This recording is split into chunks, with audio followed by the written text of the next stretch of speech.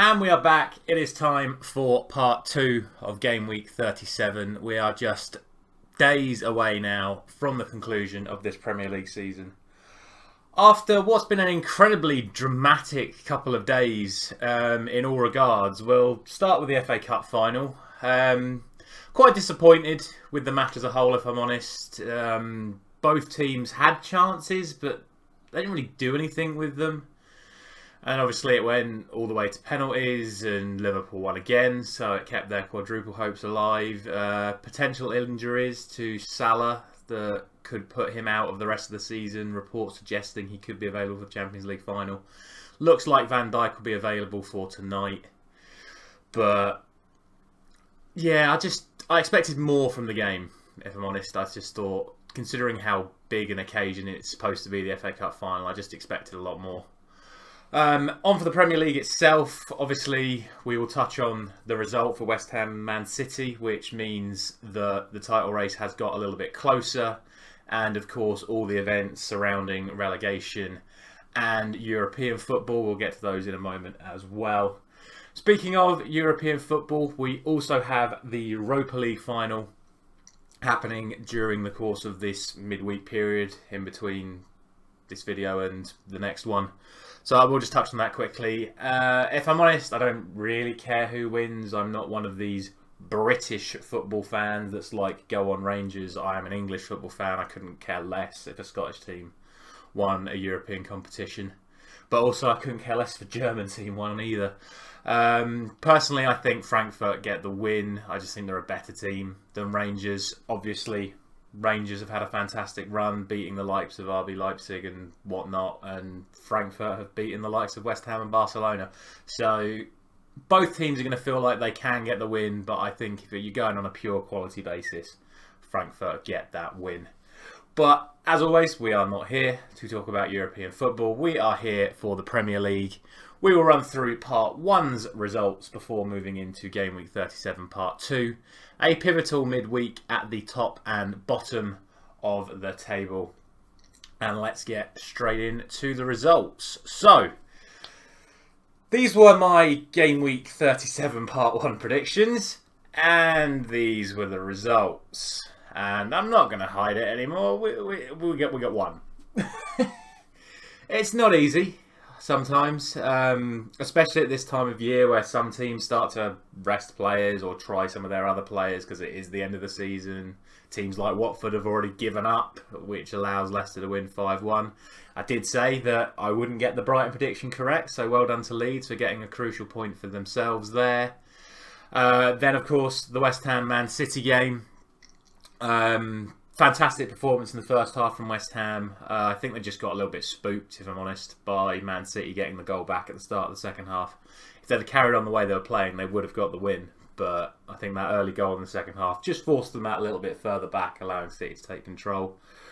Fight for relegation, like we said, 2 red cards for Everton, resulting in them getting the loss. And with that point for Leeds, it keeps Everton in the hunt for being relegated, and obviously Burnley lost.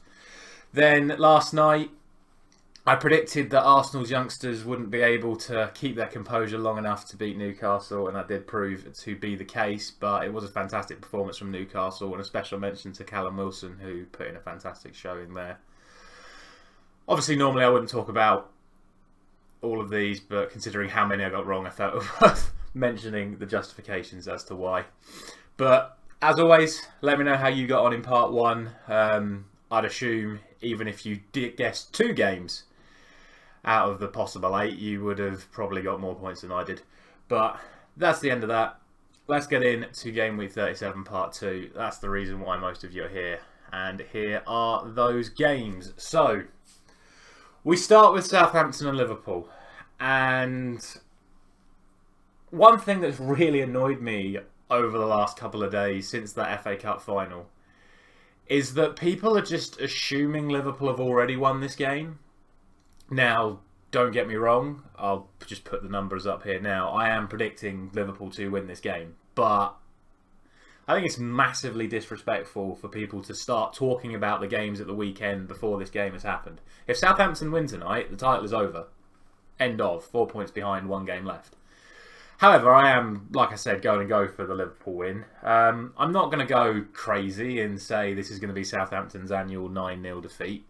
I think Liverpool, as much as they're going to go for it, they now recognise, firstly, the situation that it's incredibly unlikely the title now goes to goal difference. So I don't think they'll be like flying forward trying to win 5-6, 7-0, like willy-nilly. They still might, don't get me wrong. But I don't see that happening. Secondly, I can't see Southampton doing anything other than damage limitation from kickoff. They did that against Man City and got the draw. So it wouldn't surprise me to see something like that happen here. But in the end, I think given Southampton's current form and the way Liverpool have been playing, it's going to be a Liverpool win, surely. So I'm going to go for 3-0. I also think some of those Liverpool players, after seeing what happened to Salah and Van Dijk during the FA Cup final, will be a little bit more cautious.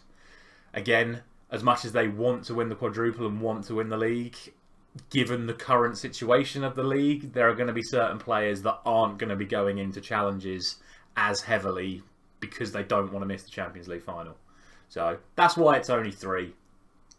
And I'm not going to say any more about that. Everton Crystal Palace is a really, really interesting one. I still don't know what to make of Everton. Essentially, they need 1 point to stay up because the goal difference to Leeds means that they'd have to have like a 20 goal swing on the final day to make sure that they went down instead of Leeds. So in my head, Everton only need a point to stay up. However, as good as they played against Brentford,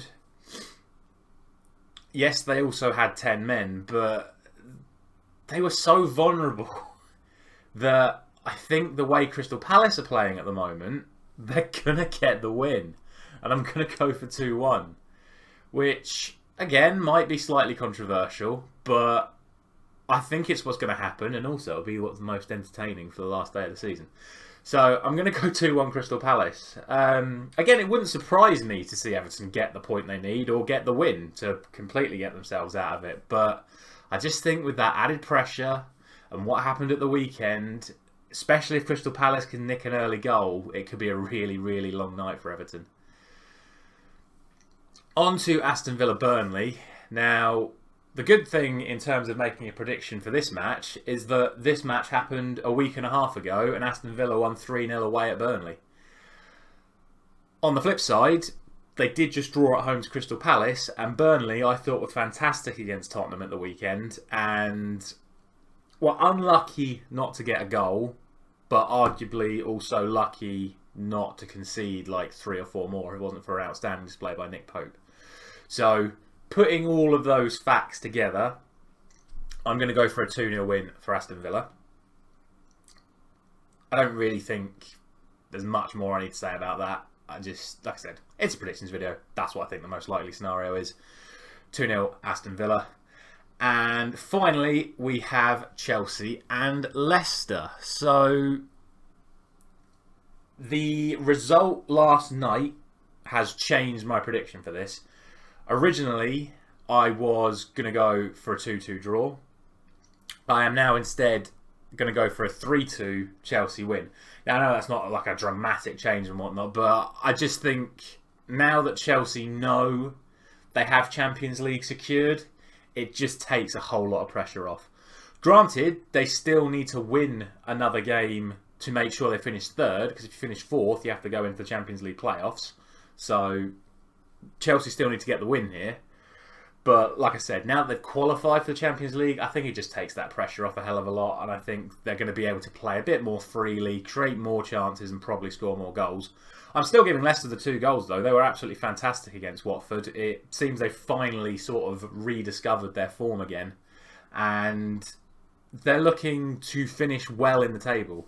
It's so close in those mid-table places. There's something like 4 points between 6 or 7 teams, between 8th and 13th at the moment. So Leicester are also going to be looking for points. They're going to go for it. I think it's going to be a very, very entertaining game. But overall, like I just said, with the pressure off Chelsea now, I think Chelsea, in the end, get the win. And that is it for today. As always, let me know down in the comments what you think these 4 results are going to be. Drop a like if you are enjoying this series. Subscribe so you don't miss out on any of the new content I've got coming up over the summer. Ring the bell so you can get your predictions in before anybody else. And I will see you very, very soon. Thank you very much for watching.